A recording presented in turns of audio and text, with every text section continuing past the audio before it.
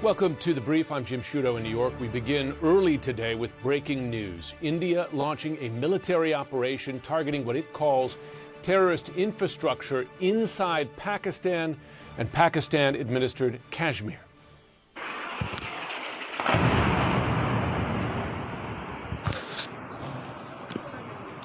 The sounds of explosions during those strikes. India says it struck 9 targets, adding that none of them are Pakistani military facilities. A Pakistani military spokesperson says the country will respond to those attacks, adding that at least 3 people have been killed in the Indian strikes.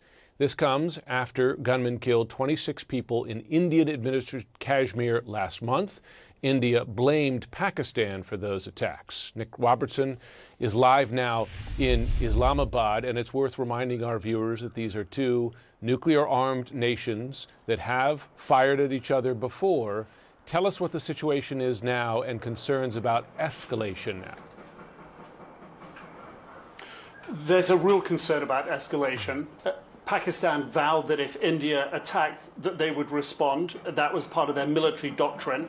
They believe, and I've been speaking over the past few days with very senior security officials here, and they believe that this incident inside Indian-controlled Kashmir, where 26 civilians were killed, that India blamed on Pakistan, that Pakistan denied, they believe that this had now come, the relations with India had now come to a moment, a defining moment, where Pakistan needs to take a definitive stand, because India has threatened to cut off water supplies coming down 3 major rivers, vital, existential. Security officials describe the water from those rivers. So this is the sort of context to why that this is at a moment of extreme potential escalation. Pakistani security officials are saying that they are right now, their air force right now is in the throes of delivering what they describe as a crushing blow to India as a response for this strike.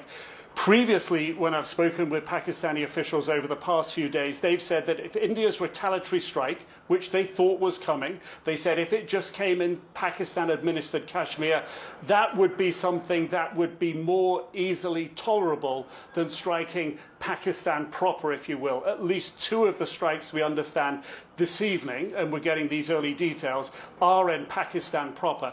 This tells me, from what the officials have been speaking about, that this will demand from the Pakistani side a much higher level of response. Again, this speaks to the potential for escalation. How does India respond to this? One of those strikes in Murad K inside Pakistan proper was literally just about 20 miles from the border with India. So for their fighter jets, if that's what it was, to come over and strike, that was a relatively easy operation. However, these strikes have been on the audible, if you will, outskirts of Islamabad. Our cameraman here with me, Javed, his house is about an hour from where we are in the center of Islamabad.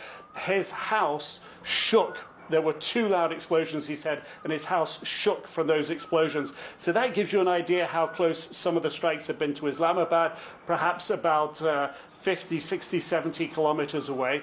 The other explosions I was describing that have happened elsewhere in Pakistan have also been near the major city of Lahore, the sort of very outer reaches of that. So again, these are very strong signals, if you will, that the Indian military is sending to the Pakistani government. Again, it speaks to the potential for escalation. We have to wait and see what Pakistan's response is. What it's been, they describe it as crushing. We don't have details yet, and therefore what India may do after that. Jim? Nick, I wonder, given that India's strikes, and this is notable to your point, struck both inside Pakistan-controlled Kashmir and inside Pakistan proper, is it reasonable to expect that crushing blow, as Pakistani officials are describing it, might do the same in kind? That is, strike inside Indian-administered Kashmir, but also perhaps inside India itself? I think there's a genuine potential for that, and the military here have released pictures of some of the victims of the overnight attack from India, and the first assessment of the Pakistani military here is that they only have civilian casualties, and some of the images they released show women and children blooded and inside a hospital. So again, the fact that women and children have been injured beyond military-age males is going to, if you will, ratchet up the potential for response. Now, Pakistan's military is describing the casualties that they've seen so far as civilian casualties. It's unclear to me whether Pakistan would strike back at military targets or if they would strike back beyond that. If they strike back at military targets, there's a potential that escalation doesn't get out of hand. But this is, the tensions have been hugely high. The Pakistani security officials believe this is an existential moment. The fact that the water to the country that powers a lot of the electricity generation here, that's absolutely vital, it's vital for agriculture. They feel that as an existential issue, and therefore their response was going to be accordingly strong from that perspective. It's very unclear to me where it will go from here, but the language has been very, very clear. If you track it, and I've been coming here for about, well, over 25 years. I first came here when Pakistan and India were fighting another one of their major skirmishes, which killed thousands of troops high in the Himalaya mountains inside of Kashmir, the Kargil battle that lasted several months. The language has become much harder and tougher in Pakistan from the military since then. This is an army, remember, that's been fighting an insurgency on their western border that has actually become increasingly ferocious as the security situation in Afghanistan has deteriorated and Islamist militants have used Afghanistan as a base and attacked into Pakistan with ferocity, that the army here over the past couple of decades has become tougher and stronger militarily in their ethos, in their outlook, and one can even say in their leadership. So there is a very strong and toughened military from the Pakistan's perspective, but also from the way their leadership evaluates the battle space and relation with neighbors. It's quite, in military terms, it's a tough leadership right now. And Nick, drawing on your experience of previous high points in tensions, just personally, I remember being in India and Pakistan some 20 years ago in the 2000s when there was concern that there might be an escalation even to a nuclear exchange. Granted, just concern, and of course that didn't come to be. But place this current standoff in recent historical context in terms of how severe the tensions are today.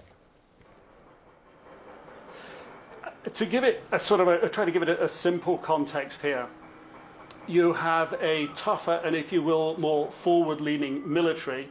You have a military that, in the estimation of most Pakistani civilians, has a big influence in the running of the country. So there's that perspective.